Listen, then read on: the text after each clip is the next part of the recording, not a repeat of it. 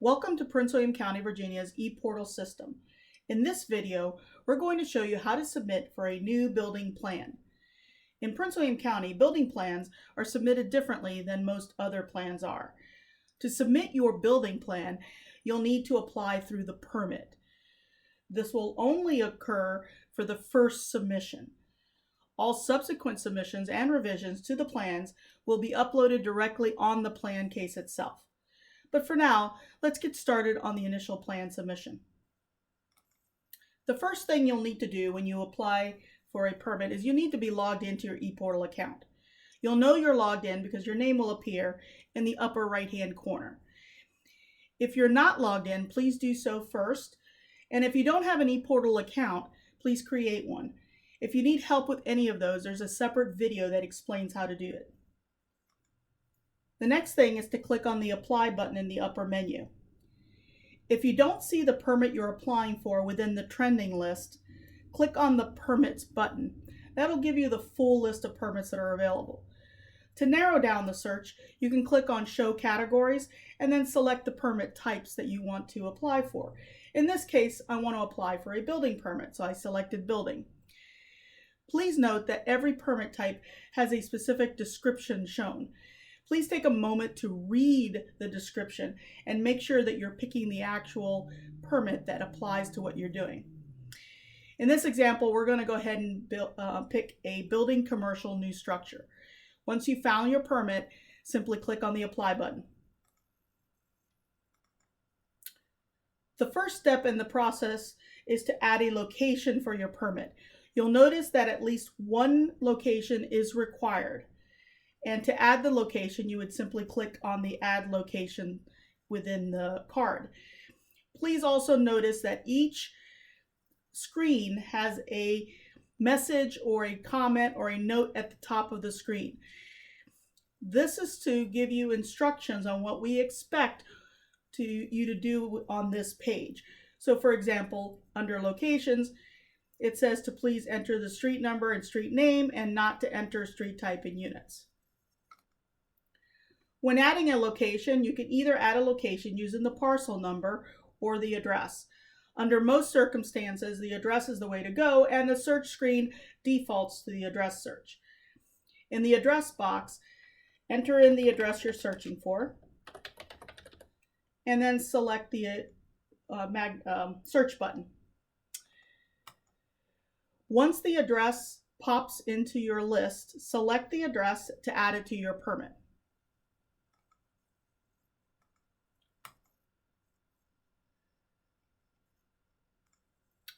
Once you've verified that this is the correct address that you've just added to your case, you can either add a second address if needed, or simply click on Next to continue. The next section is the type or permit details. You'll notice that the permit type is already populated for you. It was based on the permit you selected. The fields with the asterisks are required fields. So in this case, the description, square footage, and valuation are all required. So under the description, enter your scope of work in that area, fill in your square footage and valuation, and once you finish filling in all the required fields, you can then select Next to continue. The system will not allow you to continue until you've filled in all the required fields. The next step is to verify and add any additional contacts related to your permit. You, as the person that's logged into the application, are automatically added as the applicant. You're the only person or contact that cannot be removed. However, you can add additional contacts if needed or wanted. There's a separate video that explains how to do so, but for now, we're just going to go ahead and click Next to continue. The next step is to populate the permit with the work you plan to perform. You do that by populating the appropriate fields on the permit. Scroll down the list of custom fields and update those that are appropriate for the work you're applying for. In this case, we're just entering the permit name, code book, and code year. But you'll notice there are messages or instructions at the top and along within the custom fields themselves. Again, please take a moment to read those notes or messages, as some will provide instructions on what we expect you to do in those areas. For example, if you were submitting for a footing and foundation permit, it says to populate the partial permitting options field with footing and foundations as your choice. In this case, we're not doing a footing and foundation, so we'll leave that blank. Once you've finished filling in the fields, go ahead and select Next to continue. The next section are for your attachments. It is very important that you review the note or message at the top of this section. This note will list the documents you will need to attach to the permit in order to pass quality control and not delay the review of your application. Please make sure that you follow the file naming conventions found in the Customer Electronic Plan Review Guide. The examples shown here do not reflect those standards. Once you finish loading your attachments, simply go to and select Next. The final page is a summary page for your review. Carefully scroll down the information and confirm that everything is correct prior to submitting. If you need to make changes, you can go back by clicking on the back button at the bottom of the page. Please do not click on the back button on your browser, as that will cause you to lose everything you've just put in. So make sure whenever you need to go back, always click on the back button.